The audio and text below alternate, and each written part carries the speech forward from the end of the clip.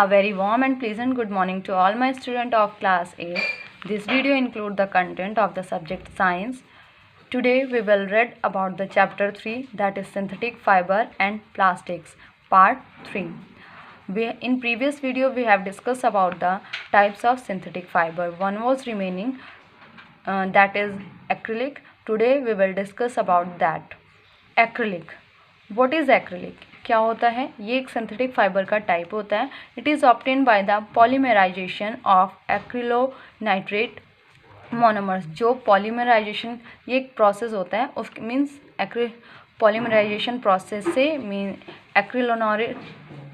एक्रिलोनिट्रेट monomers जो होते हैं उनको पॉलीमर्स करके एक चेन बनाई जाती है, उसके थ्रू ये फाइबर प्रिपेयर होता है.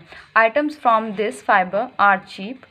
इससे बनने वाले जितने भी आइटम्स होते हैं सारे चीप होते हैं और उनके पास एक वैरायटी ऑफ कलर्स होता है.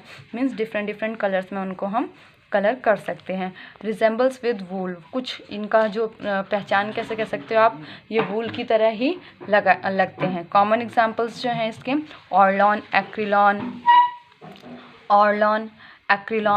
Cashmilon, considered as substitute for wool. ये सारे जितने भी एग्जांपल्स हैं ये सब्स्टिट्यूट की तरह कंसिडर्ड किए जाते हैं. नाउ अभी तक हमने इसके बारे में पढ़ा था. ये सब्स्टिट्यूट होता है वूल का, ठीक है. Now it's about its property. Fabric are warm to wear. गर्म होता है पहनने के लिए. स्ट्रॉन्ग फाइबर होता है और श्रिंकेज एंड रिंकल्स इसमें नहीं पड़ते हैं जल्दी. इजी होता है वॉश करने के लिए. ड्राई क्विकली, जल्दी सूख जाता है. मच चीपर, बहुत ही सस्ता भी होता है. इजी टू मेंटेन, और रखने में भी आसानी से रख सकते हैं. सॉफ्ट होता है, लाइट वेट होता है, फ्लेक्सिबल है, ड्यूरेबल है. There are lots and lots of properties related to the acrylic. और जो मोथ्स एंड केमिकल्स वगैरह, मोथ्स इंसेक्ट होते हैं जो कपड़े खाते हैं, केमिकल्स वगैरह इनको, और इनसे ये चीज़ें मतलब ये हार्मफुल मतलब ख़राब नहीं होता है, चाहे इसको हम डायरेक्ट सनलाइट के उसमें एक्सपोजर में भी रखेंगे तो भी. एंड डिटोरेशन ऑन एक्सपोजर, ये सनलाइट के कांटेक्ट में आने पर थोड़ा बहुत मतलब हार्मफुल इफ़ेक्ट्स पड़ते हैं इस पर. एंड इसको हम डिफरेंट कलर्स में कलर कर सकते हैं. Now about it's uses. इसका यूज़ होता है मेकिंग अपैरल्स, डिफरेंट कपड़े वगैरह बनाने में.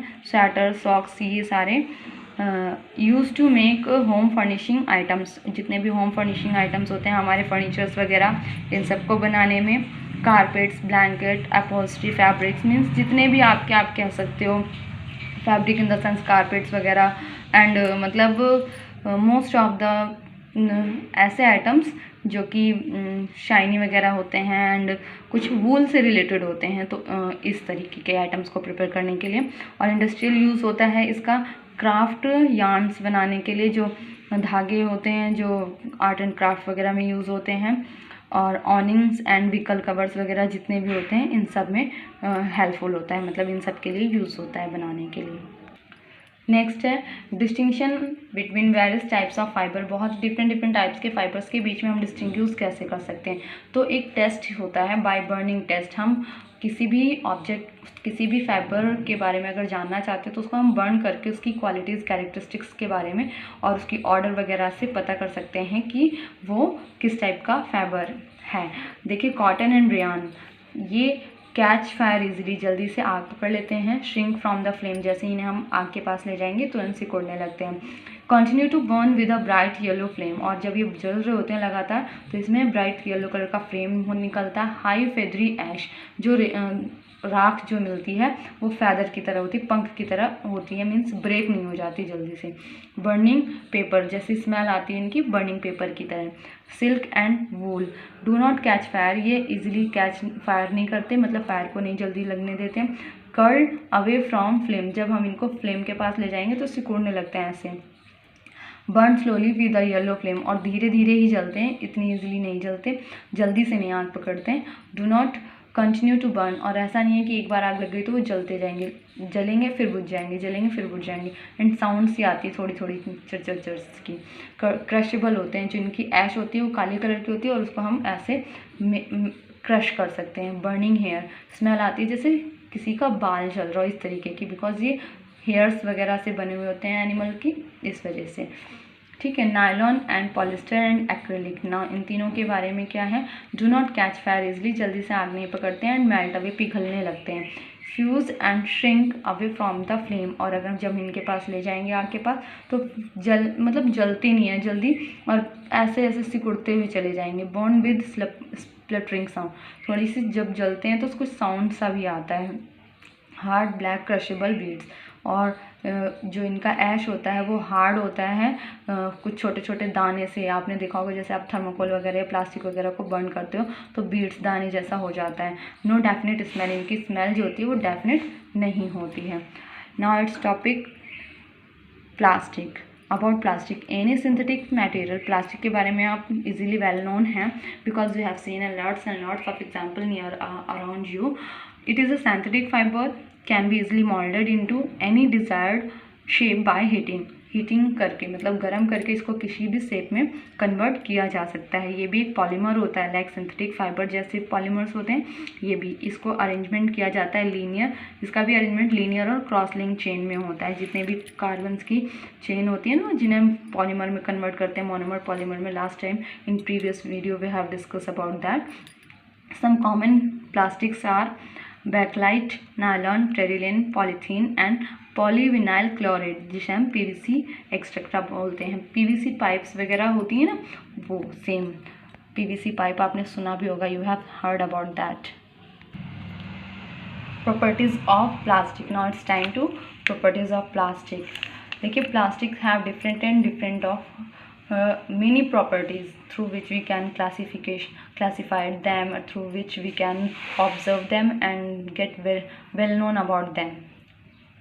The first one is plastic are lightweight, strong, durable and expensive. lightweight होता है, हल्का होता है, strong होता है, durable होता है, durable in the sense काफ़ी long time तक के लिए होता है, expensive भी होते हैं। they are much lighter as compared to wool. wool के कंपेयर में भी अगर हम बात करें तो भी it's not wool, it's wood. Lighter होता है as compare to wood, wood के कंपैरिजन में ये लाइटर होता है, वुड लकड़ी के comparison, it's not wools. Iron bucket is heavy, अगर हम एग्जांपल में लें तो आयरन बकेट जो होती है वो हैवी होती है और जल्दी उसमें कॉरोजन लग जाता है कुछ समय के बाद। बट प्लास्टिक की जो बकेट्स होती है लाइट होती है, अट्रैक्टिव होती हैं, स्ट्रॉन्ग भी होती हैं और ड्यूरेबल भी होती हैं, एंड कॉरोडेड का भी कोई चांस नहीं होता, मीन्स जंग वगैरह नहीं लगता है, इसीलिए कार्स, एयरक्राफ्ट और स्पेस क्राफ्ट वगैरह में यूज़फुल होता है।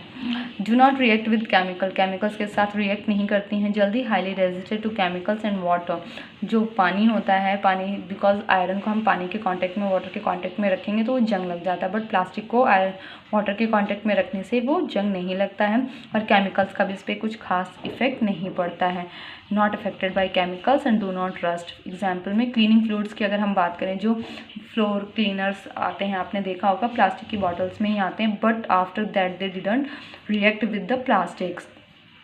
सर्व एज गुड स्टोरेज, और इसको हम स्टोरेज, गुड स्टोरेज के फॉर्म में भी रख सकते हैं, मीन्स काफ़ी लॉन्ग टाइम तक कोई भी चीज़ इसके अंदर हम रख सकते हैं। Can be both thermal and electrical insulator, whether वो थर्मल हो या इलेक्ट्रिकल हो, thermal in the sense heat और electrical in the sense electricity, दोनों के लिए गुड इंसुलेटर होता है। बिकॉज आपने देखा होगा मोस्ट ऑफ द वायर्स जो होती हैं उनके ऊपर भी प्लास्टिक की कोटिंग होती है, जो आप ऊपर से मल्टी कलर्ड वायर्स देखते हैं ना, उनके ऊपर भी कोटिंग किसकी रहती है, इसी प्लास्टिक की रहती है। Do not allow heat and electricity to flow from them, इसमें से हीट और इलेक्ट्रिसिटी को फ्लो नहीं होने देता है। Can be used as insulator की तरह यूज़ किया जा सकता है from heat and electricity. Used in electrical wires, electrical wires में, केबल्स में, handle of screwdrivers, microwave cookware जितने भी होते हैं उन सब में। माइक्रोवेव कुकवेयर आपने देखे होंगे मोस्ट ऑफ द प्लास्टिक से बने हुए होते हैं जितने भी कुकवेयर्स होते हैं। Solubility in water, easily soluble नहीं होता है वाटर में, इनसॉल्युबल होता है, and use for making buckets, mugs, jugs and tumblers, जितने भी एग्जांपल्स दिए इन सबको बनाने के लिए यूज़फुल होता है। And now it's your topic and it's your time for the homework.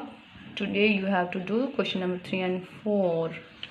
Through this I end up my class. Have a good day to all my dearest student.